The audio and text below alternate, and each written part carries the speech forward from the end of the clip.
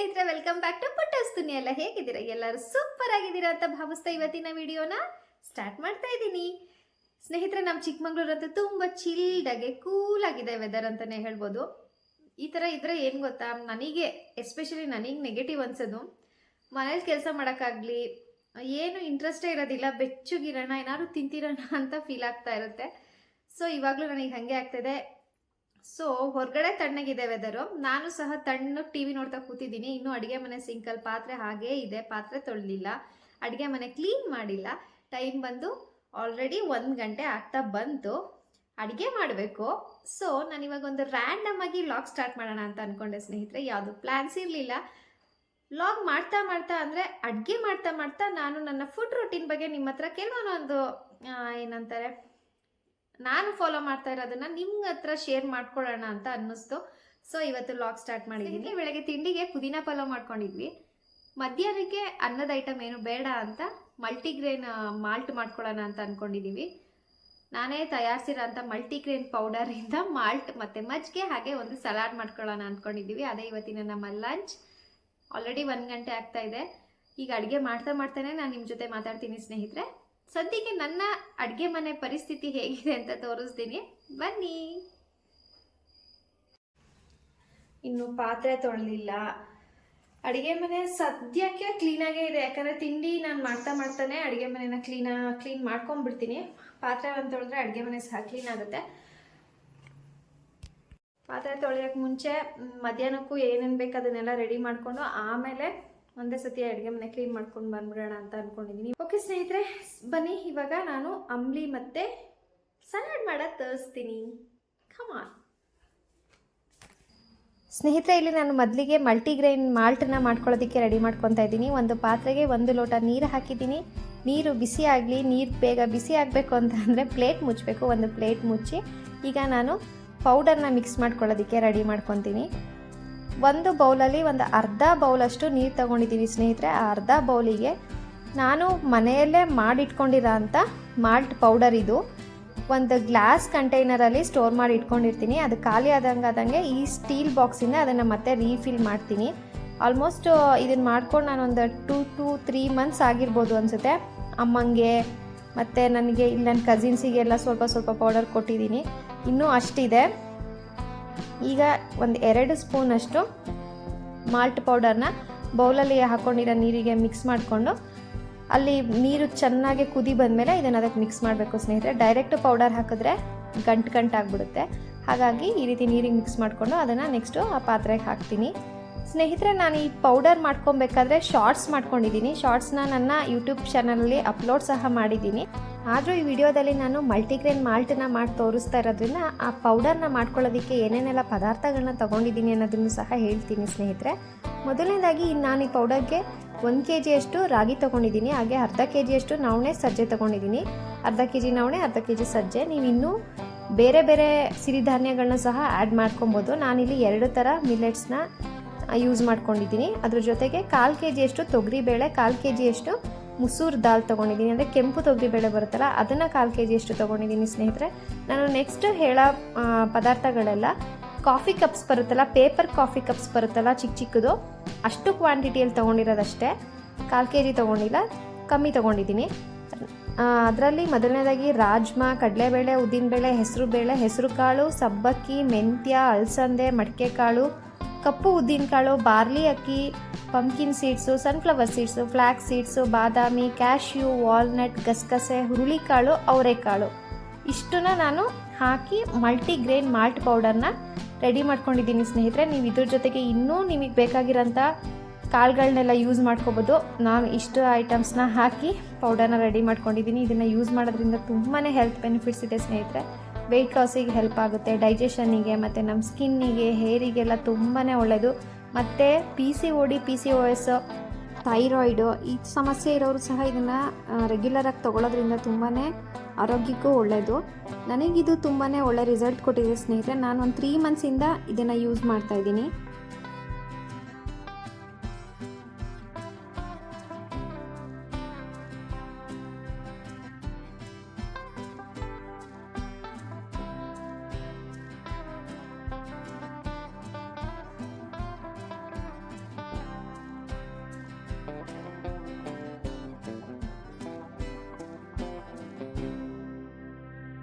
ಸ್ನೇಹಿತರೆ, ನಾನು ಇವಾಗ ಇಲ್ಲಿ ಮಜ್ಜಿಗೆ ಮಾಡ್ಕೊತಾ ಇದ್ದೀನಿ. ನಾನು ಮಜ್ಜಿಗೆಗೆ ಸ್ವಲ್ಪ ಹಿಂಗೆ ಹಾಕ್ತೀನಿ ಸ್ನೇಹಿತರೆ, ಡೈಜೆಷನಿಗೆ ತುಂಬಾ ಒಳ್ಳೆಯದು ಅಂತ. ಇದು ಆಪ್ಷನಲ್ಲು, ಇಷ್ಟ ಇರೋರು ಹಾಕೊಬೋದು, ಇಲ್ಲದಿದ್ದರೆ ಇಲ್ಲ. ನಾನು ಸ್ವಲ್ಪ ಆ್ಯಡ್ ಮಾಡ್ತೀನಿ ಹಿಂಗನ್ನ. ಈಗ ಮಜ್ಜಿಗೆ ಮಾಡಿಕೊಂಡು ಅದನ್ನು ನೆಕ್ಸ್ಟು ಸ್ವಲ್ಪ ಸೋರ್ಸ್ಕೊತೀನಿ, ಅಂದರೆ ಫಿಲ್ಟ್ರ್ ಮಾಡ್ಕೊತೀನಿ. ಬಿಕಾಸ್ ಅದರಲ್ಲಿ ಮೊಸರುದು ಒಂದು ಸ್ವಲ್ಪ ಜಿಡ್ಡಿನ ಅಂಶ ಥರ ಒಂಥರ ಕೆನೆ ಥರ ಜಿಡ್ಡಿಂದಿರುತ್ತಲ್ವ, ಅದು ಸ್ವಲ್ಪ ಹೋಗಲಿ ಅಂತ ನಾನು ಸೋರ್ಸ್ಕೊಳ್ಳೋದಷ್ಟೇ. ಇದು ಸಹ ಆಪ್ಷನಲ್. ಈಗ ಮಜ್ಜಿಗೆ ಸಹ ರೆಡಿಯಾಗಿದೆ ಸ್ನೇಹಿತರೆ. ನೆಕ್ಸ್ಟ್ ನಾನು ಇದು ಅಂಬ್ಲಿ ಆರಿದ ಮೇಲೆ ರಾಗಿ ಮಾಲ್ಟಿಗೆ ಮಜ್ಜಿಗೆನ ಮಿಕ್ಸ್ ಮಾಡಿಕೊಂಡು ಕುಡಿಯೋದು. ಈಗ ನಾನಿಲ್ಲಿ ಸಲಾಡ್ ಮಾಡ್ಕೊಳ್ಳೋದಕ್ಕೆ ತರಕಾರಿ ತೊಗೊತಾ ಇದ್ದೀನಿ. ಬನ್ನಿ, ನಾನು ಇವಾಗ ಯಾವ ಸಲಾಡ್ ಮಾಡ್ತಿದ್ದೀನಿ ತೋರಿಸ್ತೀನಿ. ಕ್ಯಾರೆಟ್ ಮತ್ತು ಮೂಲಂಗಿ ಸಲಾಡ್ ಮಾಡ್ತಿದ್ದೀನಿ ಸ್ನೇಹಿತರೆ, ತುಂಬಾ ಈಸಿ.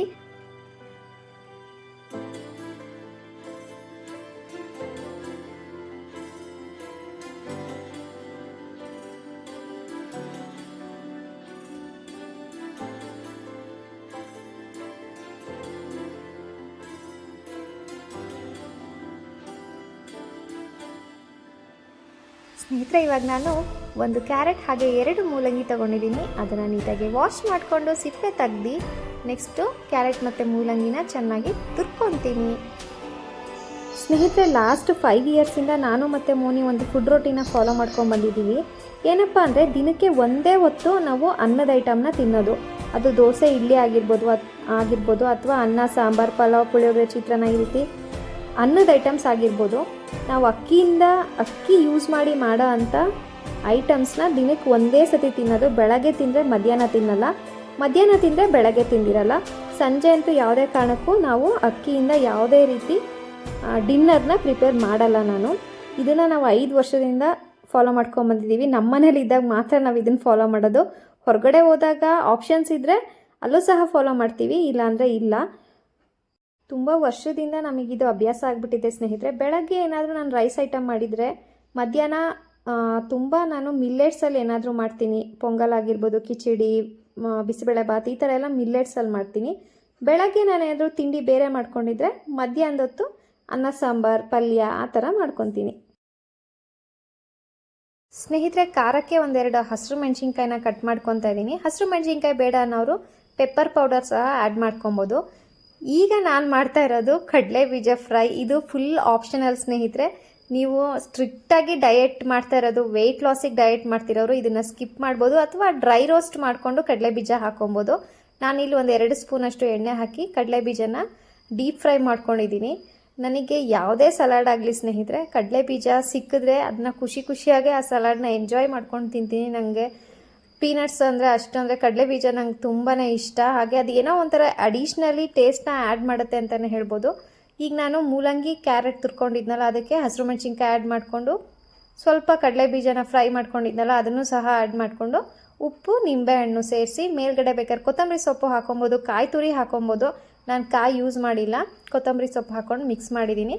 ರುಚಿಗೆ ತಕ್ಕಷ್ಟು ಉಪ್ಪು ಹಾಕ್ಕೊಂಡ್ರೆ ಹೆಲ್ದಿ ಆ್ಯಂಡ್ ಟೇಸ್ಟಿ ಮೂಲಂಗಿ carrot salad ready to eat. ತುಂಬಾ ಈಸಿಯಾಗಿ ಮಾಡ್ಕೋಬೋದು, ಹಾಗೆ ತುಂಬಾ ರುಚಿಯಾಗಿ ಸಹ ಇರುತ್ತೆ ಸ್ನೇಹಿತರೆ. ನಾನು ಹೇಳೋದಾದರೆ ಕಡಲೆ ಬೀಜ ಸ್ವಲ್ಪ ಆ್ಯಡ್ ಮಾಡಿ ತುಂಬಾ ರುಚಿಯಾಗಿರುತ್ತೆ. ಸೊ ಇವತ್ತಿನ ನನ್ನ ಮಧ್ಯಾಹ್ನದ ಲಂಚ್ ರೆಡಿಯಾಗಿದೆ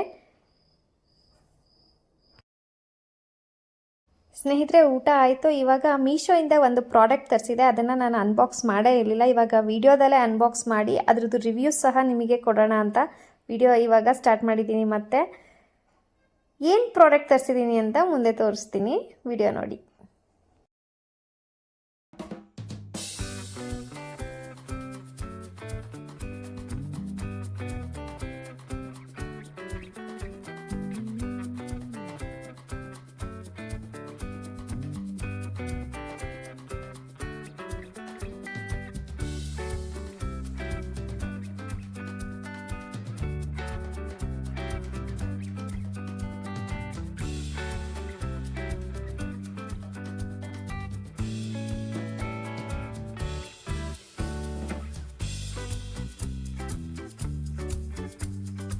ಪ್ರಾಡಕ್ಟ್ ತರಿಸಿದ್ದೀನಿ. ಇದು ಕಿಚನ್ ಆರ್ಗನೈಸರ್ ಥರ ಬರುತ್ತಲ್ವ, ಆ ಥರದ್ದು. ಇಲ್ಲಿ ಇದಕ್ಕೆ ಸ್ಟ್ಯಾಂಡ್ ಕೊಟ್ಟಿದ್ದಾರೆ, ವೀಲ್ಸ್ ಕೊಟ್ಟಿದ್ದಾರೆ. ಇದು ಟ್ರೇ, ಅಂದರೆ ಇದು 4 ಸ್ಟೆಪ್ ಬರುತ್ತೆ. ಇದು ಸ್ಟ್ಯಾಂಡ್ ಥರ. ನಾನು ಏನಕ್ಕೆ ಬೇಕಂದ್ರೆ ಮಲ್ಟಿ ಯೂಸ್ ಮಾಡ್ಕೋಬೋದು. ನಾನು ತರಿಸಿರೋದು ಕಿಚನಿಗೆ ಅಂತ. ಗ್ಲಾಸ್ ಐಟಮ್ಸ್ ಎಲ್ಲ ಕೆಲವೊಂದು ಇದಾವಲ್ವ ಅದನ್ನೆಲ್ಲ ಇದಕ್ಕೆ ಜೋಡಿಸಿಡೋಣ ಅಂತ ತರಿಸಿ. ಇಲ್ಲಿ 4 ಮತ್ತೆ ರ್ಯಾಕ್ ತರ ಕೊಟ್ಟಿದ್ದಾರೆ. ಇದಕ್ಕೆ ಇದನ್ನ ಸೆಟ್ ಮಾಡೋಣ.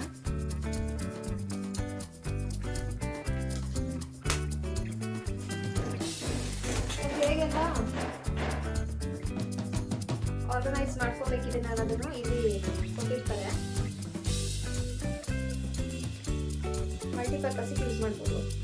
ಯಾಕಂದ್ರೆ ನಾವು ಎರಡೆರಡನ್ನೇ ಯೂಸ್ ಮಾಡ್ಬೋದು. 2 ಸ್ಟ್ಯಾಂಡ್ ಮಾಡ್ಕೋಬೋದು, 3 ಮಾಡ್ಕೋಬೋದು, 4 ಮಾಡ್ಕೋಬೋದು. ಈ ಥರ ಇಲ್ಲಿ 4 ಸ್ಟೆಪ್ ಹಾಕೊಂಡು ಮಾಡ್ಕೋಬೋದು. ಅಥವಾ ನಮಗೆ 3 ಬೇಕು ಅಂದರೆ 3, 2 ಬೇಕು ಅಂದರೆ 2, ಆ ಥರ ಮಲ್ಟಿ ಯೂಸ್ ಮಾಡ್ಕೊಬೋದು. ನಮಗೆ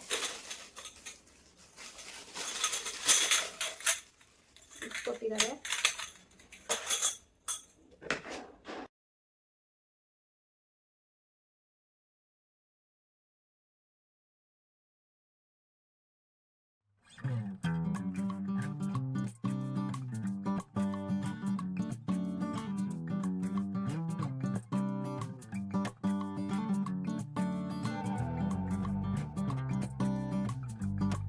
ಬಟನ್ ತರ ಕೊಟ್ಟಿದ್ದಾರೆ. ವೀಲಿಗೆ ಹಾಕ್ಬೇಕಿದೆನ ಹೆಂಗೆ ಹಾಕ್ಬೇಕು ಅಂತ ನಮ್ಗೆ ಗೊತ್ತಾಗ್ತಾ ಇಲ್ಲ. ಮೂವನ್ ಬಂದ್ರೆ ಒಂದ್ಸರಿ ತೋರಿಸ್ತೀನಿ. ಸದ್ಯಕ್ಕೆ ಈ ರೀತಿ ನಾನು ಸೆಟ್ ಮಾಡಿದ್ದೀನಿ.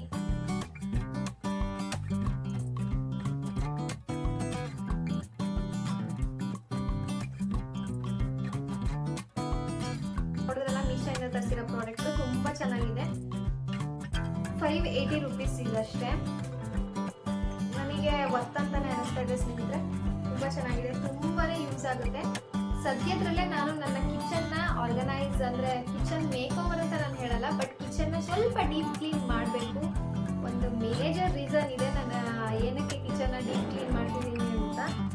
ನೆಕ್ಸ್ಟ್ ವಿಡಿಯೋಸಲ್ಲಿ ಅದನ್ನ ಶೇರ್ ಮಾಡ್ತೀನಿ ಸ್ನೇಹಿತರೆ. ಇದನ್ನ ಕಿಚನಲ್ಲಿ ನಾನು ಹೇಗೆಲ್ಲ ಯುಟಿಲೈಸ್ ಮಾಡ್ಕೊಂಡಿದ್ದೀನಿ, ಹೇಗೆಲ್ಲ ಇದಕ್ಕೆ ಥಿಂಗ್ಸ್ನ ಜೋಡಿಸ್ಕೊಂಡಿದ್ದೀನಿ ಅಂತ ಸಹ ನಾನು ನೆಕ್ಸ್ಟ್ ವಿಡಿಯೋದಲ್ಲೆಲ್ಲ ತೋರಿಸ್ತೀನಿ ಮಾಡ್ತೀನಿ.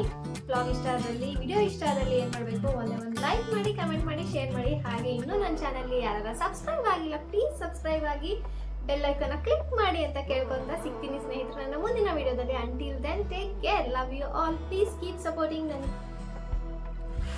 ಒಂದೇ ಉಸಿರು ಮಾತಾಡೋದು ಸುಸ್ತಾಗ್ತದೆ.